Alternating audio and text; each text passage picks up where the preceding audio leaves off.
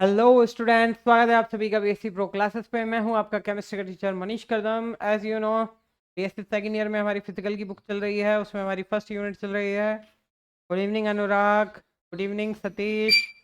Okay, आगे चलते हैं। कल हमने समतापीय परिस्थिति में, समतापीय प्रसार में जो मान है डब्ल्यू क्यू, डेल क्यू व डेल एच के मान निकाल लिए थे। अब हम निकालेंगे रुद्रोष्म परिस्थितियों में ये सब मान, है ना, ये सारे मान ये रुद्रोष्म परिस्थितियों में हम निकालेंगे।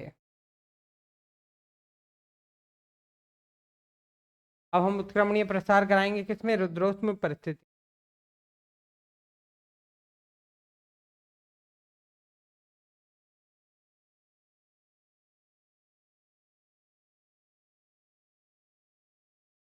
रुद्रोष्म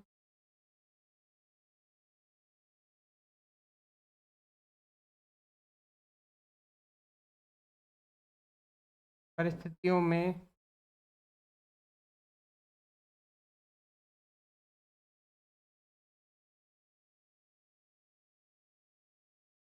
क्रमणीय प्रसार करवाया जाए।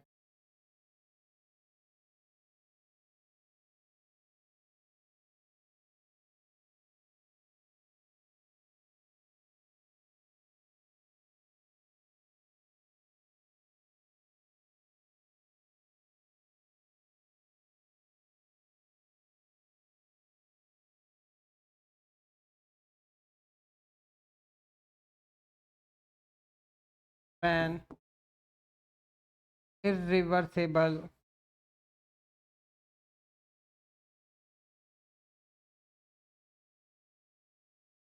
condition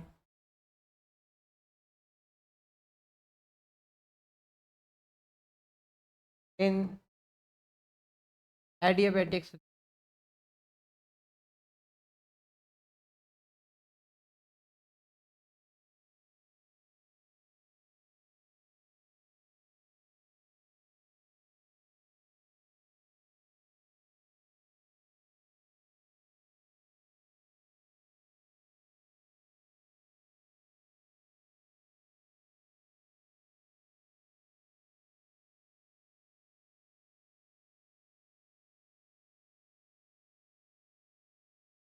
in adiabatic।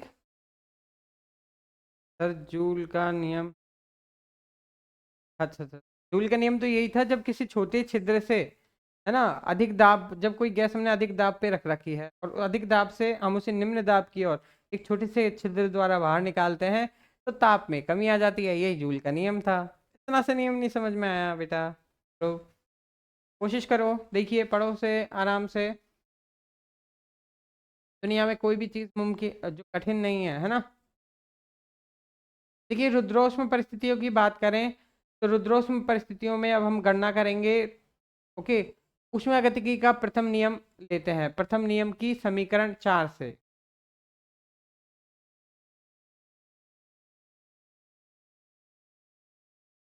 है ऊष्मागतिकी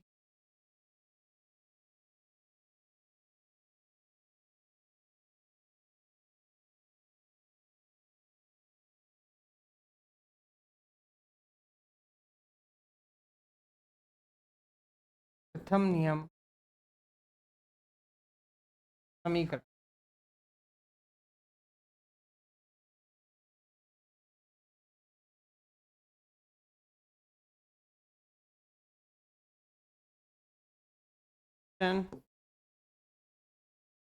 of thermodynamic first law, thermodynamic first law. ये क्या इक्वेशन है उसे देखिए पहले। वो जो इक्वेशन है वो इक्वेशन अपनी जो डेल्टा क्यू ऊष्मा है, देखिए ये किसके इक्वल होती है? ये होती है del V, del U upon del T at constant volume पे, है ना। और इसका मल्टीपल होता है किससे? डेल टी से। ये था ये तवकल समीकरण जो हमने पढ़ा था, है ना। अब इसी की बात करें, del U upon del V, और यहाँ पे मल्टीपल कर देंगे हम डेल से वी से ही, ठीक है। और ये ले लेंगे हम कांस्टेंट टेम्परेचर पे। समीकरण है, कई बार पहले भी हम इसे पढ़ चुके हैं। ओके, और इसी के साथ हम इसमें मल्टीप्लाई कर देते हैं पी डेल वी। ये तो हमने वैल्यू रख दी किसकी, क्यू। क्यू इक्वल टू जो हमारी वैल्यू थी डब्ल्यू माइनस क्या था, याद कीजिए, ऊष्मा।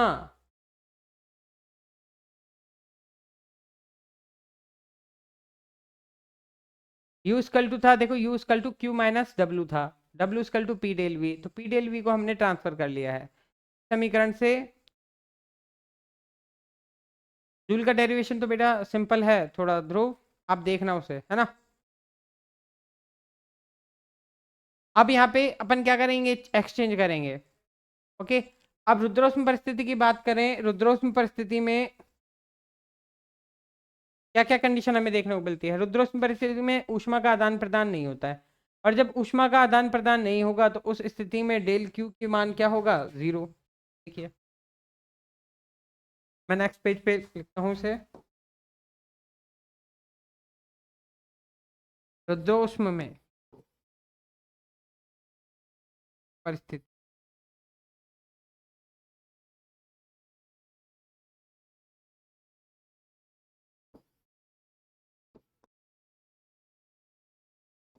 एडियाबैटिक,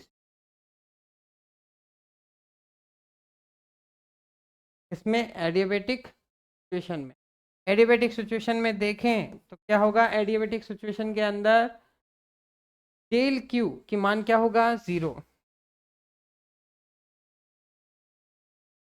डेल क्यू की मान क्या होता है, 0 होता है। अब बात करें एक आदर्श गैस के लिए, एक आदर्श गैस के लिए बात करें,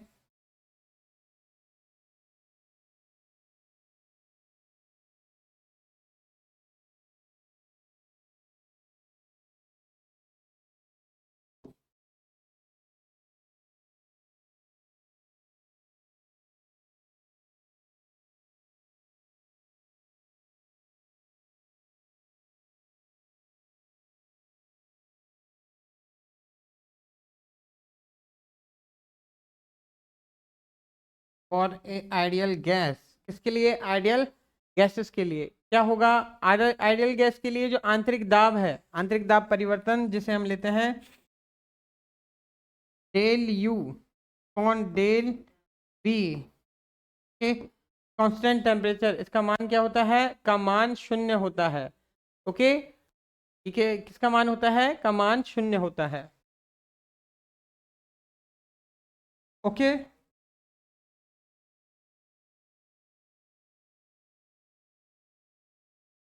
और नेक्स्ट इसी में ही एक पॉइंट देखते हैं कि जो del U upon del T at constant volume equal to क्या होता है, हमारा सीवी होता है।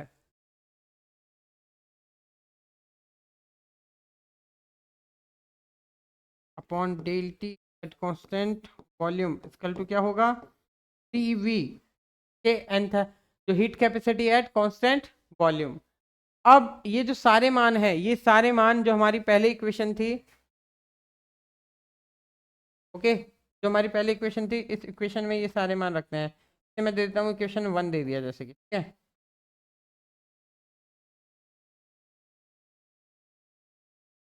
लिखेंगे पुट वैल्यू इन इक्वेशन 1,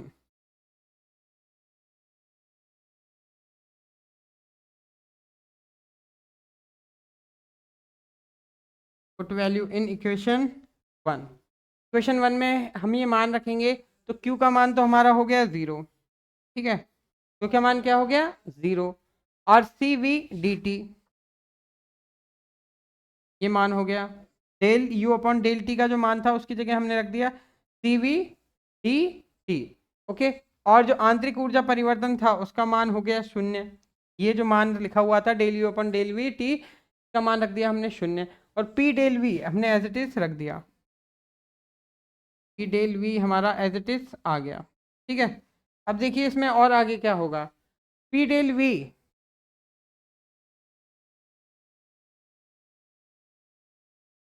कि पी डेल वी का बात करें, इसका मान अब हम देखें तो इसका मान किसके इक्वल हो जाएगा, P del V equal to minus का CV डेल T, ये मान हमें यहाँ पे से प्राप्त होगा। ओके, अब ये मान अब जब हमें यह प्राप्त हुआ है तो अब हम क्या करेंगे, इसे आदर्श गैस के लिए उत्क्रमणीय प्रसार या बात करें उत्क्रमणीय रुद्रोष्म प्रसार में किया गया कार्य, देखिए क्या होगा। दोनों इक्वेशन से याद रखना। अब हमें इसी के ही आगे बढ़ाते हुए क्या कर रहे हैं, किसी आदर्श गैस के उत्क्रमणीय रुद्रोष्म प्रसार के लिए किया गया कार्य।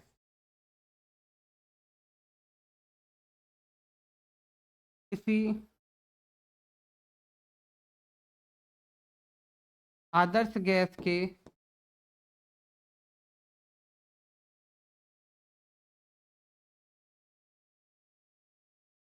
उत्क्रमणीय रुद्रोष्म प्रसार के लिए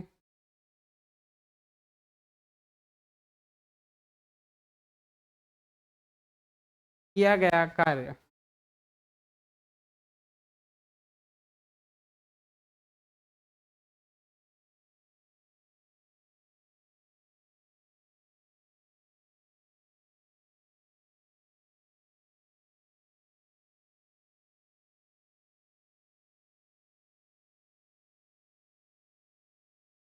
work done for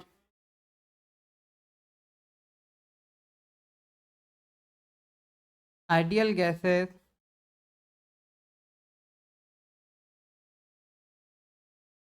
in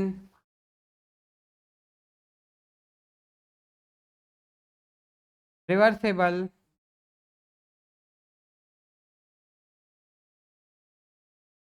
reversible adiabatic expansion adiabatic expedition.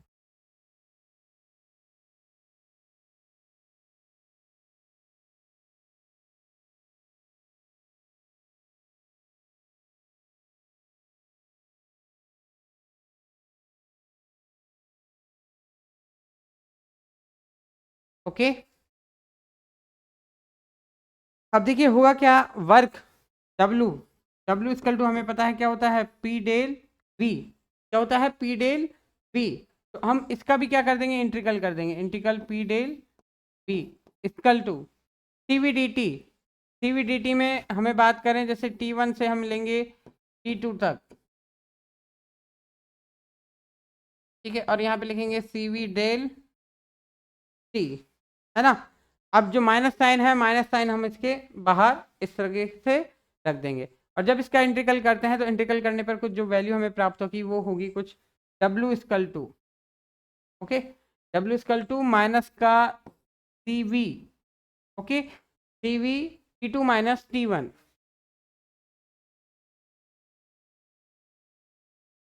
ये वैल्यू हमारी यहाँ पे प्राप्त होगी। अब हम इसे दे देंगे इक्वेशन,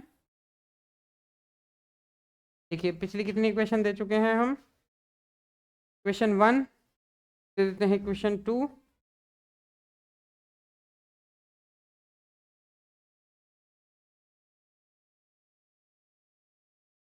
ठीक है, यहाँ देते हैं इक्वेशन 3। क्लियर, क्वेश्चन 3 हो गया ये। अब बात करें रुद्रोष्म परिस्थितियों के लिए Q की वैल्यू क्या होती है, 0। आगे देखिए,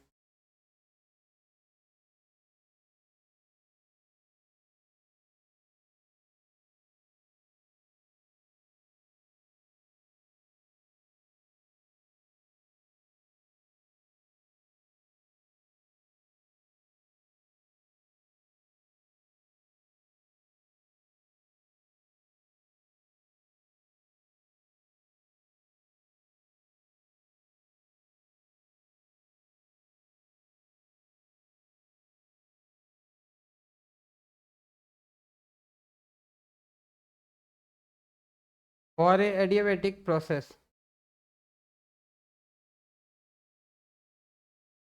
फॉर ए एडियाबैटिक प्रोसेस क्या होता है, Q equal to 0, equal to क्या होता है 0। और जबकि ऊष्मागतिकी का जो फर्स्ट लॉ है, first law of thermodynamics,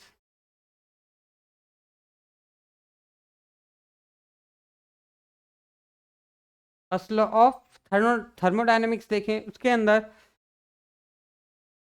del U equal to Q minus W, ये हमें प्राप्त था। अब जब इसमें क्यू की वैल्यू हमने जीरो रख दी, ओके, क्यू की वैल्यू जीरो रखी तो ये हमारा डेल टू इक्वल टू हो जाएगा माइनस का डब्लू प्राप्त होगा हमें, ठीक है ना। अब या फिर हम इसे क्या लिख सकते हैं, del U equal to minus का पी डेल वी, ये भी हम इसे इधर लिख सकते हैं। अब हम जानते हैं, देखिए एंथैल्पी परिवर्तन की समीकरण, एंथैल्पी परिवर्तन की समीकरण है, उसका उपयोग करते हैं यहाँ पे। ये देखिए,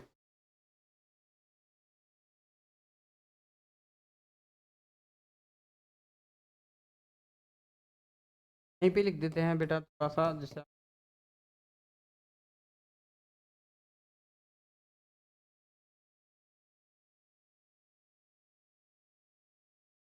एंथैल्पी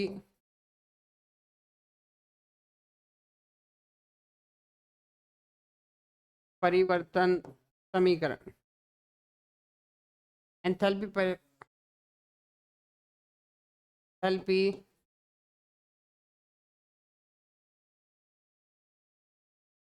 चेंज इक्वेशन, क्या देखेंगे, एंथैल्पी चेंज इक्वेशन। जब एंथैल्पी चेंज इक्वेशन में क्या होता है, जो एंथैल्पी की परिभाषा है बिल्कुल हमें एज इट इज उसे ही लिख रहे हैं। देखिए, जो delta H equal to del U plus P del P plus P del P, इस प्रकार से इसे लिखते हैं। अब बात करें, ये जो डेल यू का मान, जो डेल यू का मान जो हम पहले प्राप्त कर चुके हैं, ये इसे दे देते हैं इक्वेशन 4, ठीक है ना। अब इक्वेशन 4 से डेल यू का मान हम यहाँ पे विस्थापित कर देंगे। देखिए, by equation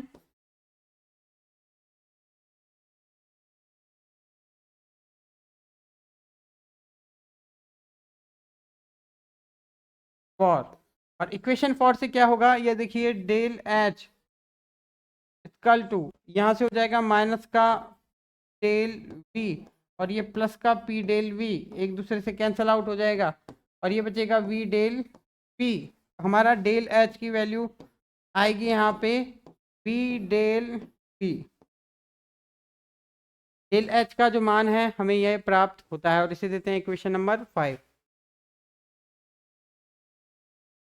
okay, equation number 5 प्राप्त होता है। तो गैसों के प्रारंभ, जो बात करें प्रसार में, प्रारंभिक आयतन को वी आई का मान क्या होता है, कम होता है, जबकि अंतिम आयतन वी एफ का मान क्या होता है, उच्च होता है। इसलिए गैसों का प्रसार क्या है, एकदम विपरीत प्रक्रम क्या है, गैसों का संपीड़न है, ठीक है ना। जिसमें प्रारंभिक आयतन का मान तो अधिक, जबकि अंतिम आयतन का मान क्या होता है, कम। देखिए किस प्रकार है ये, मैं आगे समझाता हूँ आपको। गैसों का प्रसार और गैसों के संपीड़न में यहाँ पे तुलना की गई है ना। तो गैसों के प्रसार में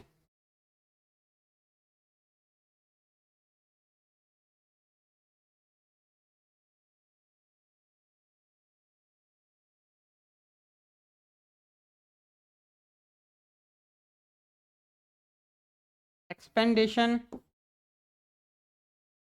इन गैस,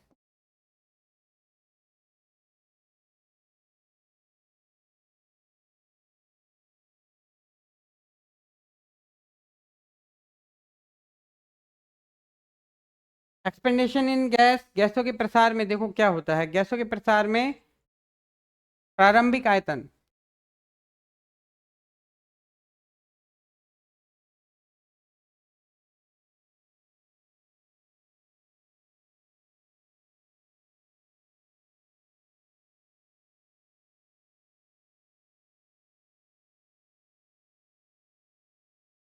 इनिशियल वॉल्यूम, प्रारंभिक आयतन इनिशियल वॉल्यूम वी आई का मान क्या होता है? अधिक, सॉरी, वी आई का मान क्या होता है? कम होता है।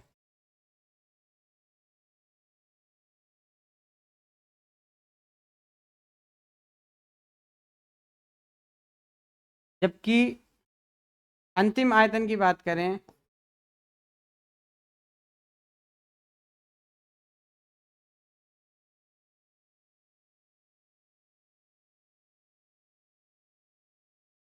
फाइनल वॉल्यूम वी एफ का मान क्या होता है? अधिक होता है।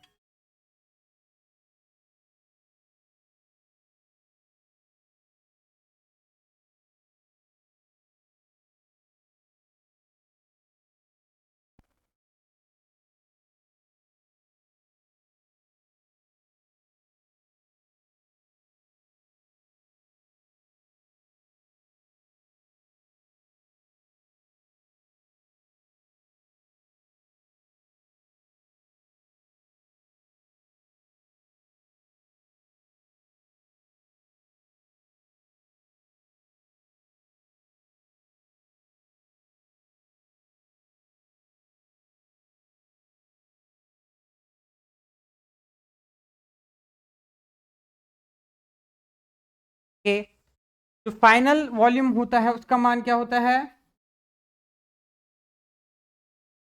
अधिक। ओके। अब जबकि बात करें गैसों के संपीड़न में, इसका जस्ट अपोजिट हमें देखने को मिलेगा।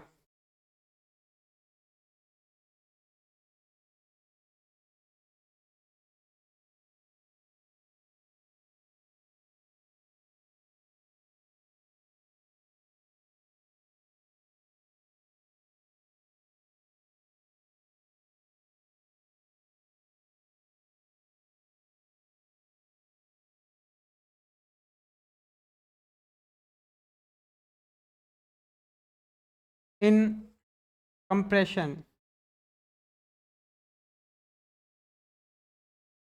कंप्रेशन गैस के कंप्रेशन में वी आई का मान क्या होगा? अधिक, और वी एफ का मान क्या होगा? कम। High S S high. Okay, clear?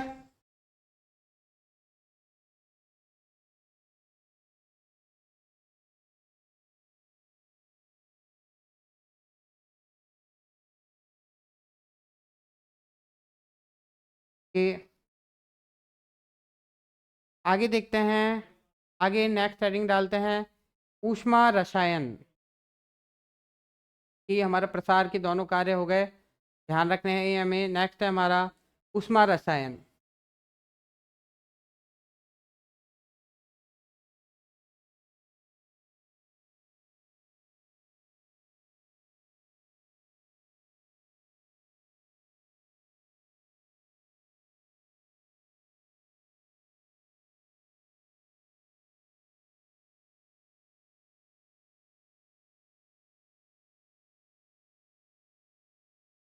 ऊष्मा रसायन, थर्मोकेमिस्ट्री।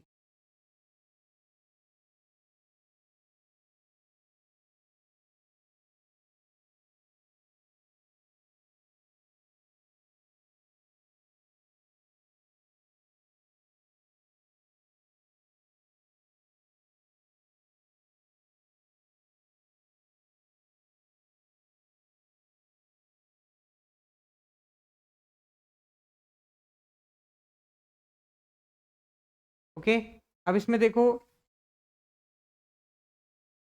ऊष्मा रसायन में होता क्या है। ऊष्मा रसायन विज्ञान थर्मोकेमिस्ट्री में बात करें, ये एक रसायन विज्ञान की ही क्या है? एक शाखा है, ठीक है ना। अब इसमें आगे हम चलते हैं।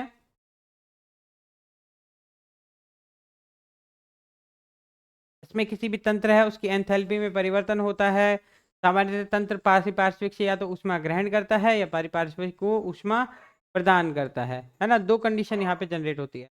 इसी के अकॉर्डिंग पर जो रासायनिक अभिक्रियाएं हैं उन्हें दो प्रकार के में बांटा गया है ना। प्रमुख रूप से रासायनिक अभिक्रियाओं को दो भागों में इन्होंने बांटा है ऊष्मा के आधार पर।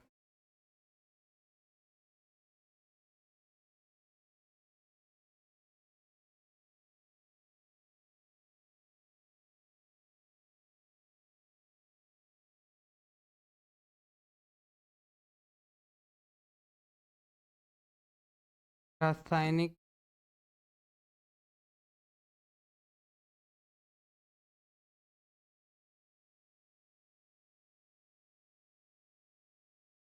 दो भागों में बांटा है।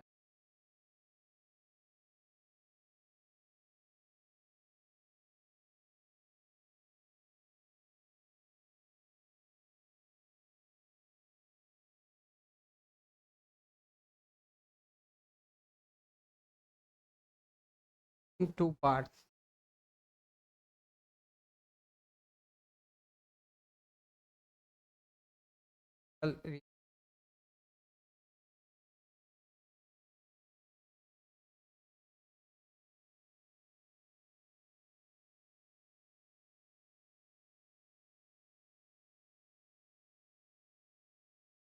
ओके, इसमें देखो मोस्टली बात करें, यहाँ पे आगे देखिए, वो अभिक्रिया को हमने दो भागों में बांटा है, ऊष्मा शोषी अभिक्रियाएं एंडोथर्मिक रिएक्शन, और दूसरा है ऊष्मा क्षेपी अभिक्रियाएं, ओके, एक्सोथर्मिक रिएक्शन। देखिए पहली इसमें प्रकार देखते हैं ऊष्मा शोषी अभिक्रियाएं।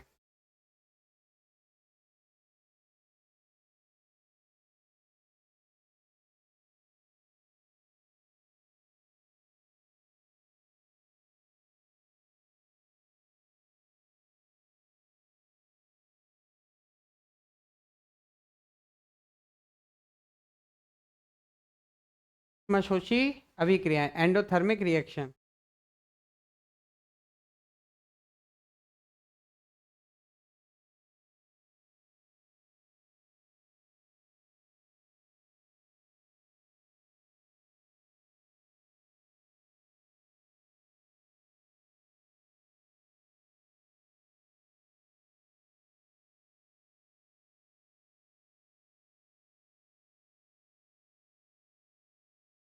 देखिए के अंदर बात करते हैं क्या होता है, इन अभिक्रियाओं के संपन्न होने में तंत्र क्या करता है, पारिपार्श्विक से ऊष्मा ग्रहण करता है।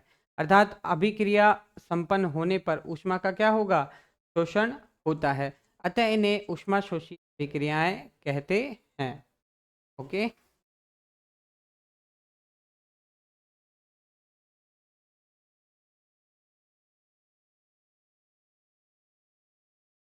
इन अभिक्रियाओं के संपन्न होने में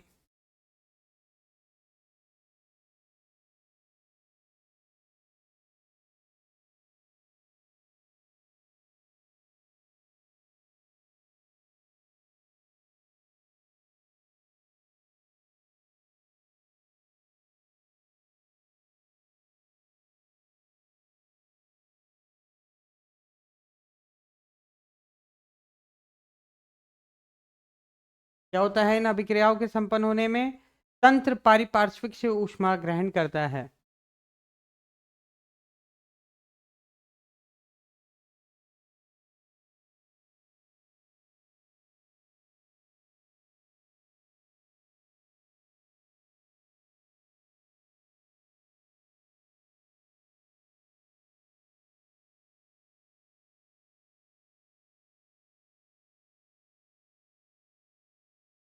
क्या करता है, तंत्र पारिपार्श्विक से ऊष्मा ग्रहण करता है।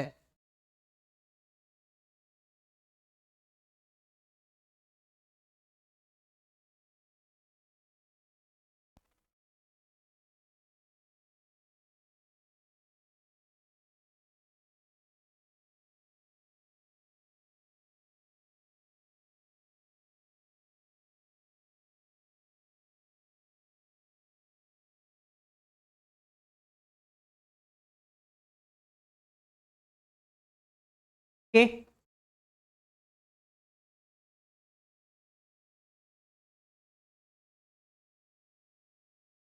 इन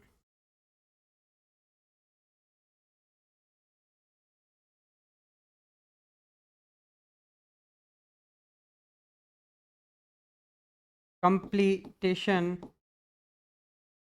in this reaction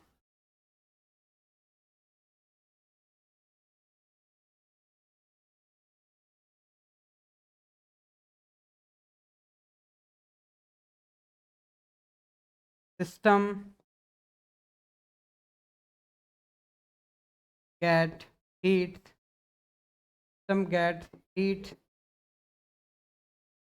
from surrounding।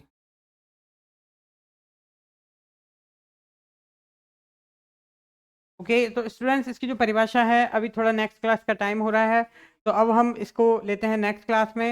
Okay, इसकी परिभाषा, ये जो पूरा वर्णन है इसका हम नेक्स्ट क्लास में करते हैं। तो आज की क्लास में इतना ही मिलते हैं नेक्स्ट क्लास में।